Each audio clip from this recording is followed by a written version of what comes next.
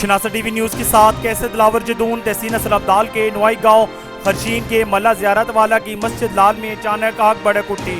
ताहम आग लगने से कोई जानी नुकसान ना हुआ। तफसीलात के मुताबिक तहसील नसर अब्दाल के नुआई गांव खरशीन के मोहल्ला ज़ियारत वाला की मस्जिद लाल में अचानक आग भड़क उठी।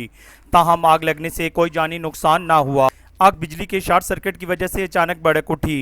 हसन अब्दाल रेस्क्यू 1112 का अमला वाक़या की इतला मिलते ही मौका पर पहुंच गया। In charge fire brigade Asif Ali Awan की जेर निगरानी फायरमैन आसिफ अली की बर वक्त वाई करते हुए आग पर काबू पाते हुए मजीद नुकसान से बचा लिया। ताहम मस्जिद की बिल्डिंग और तयशुदा पड़े कालीन जलकर राख बन गए। आग के बुझाने में अहल इलाका ने अपनी मदद आप के तहत भी काफ़ी कोशिश की, मगर MC की बर वक्त कार्रवाई ने मौका पर पहुंचकर आग पर काबू पा लिया।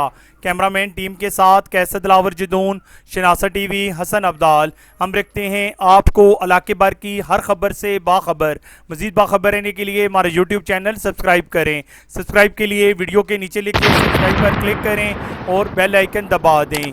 शनासा टीवी, आपका अपना टीवी।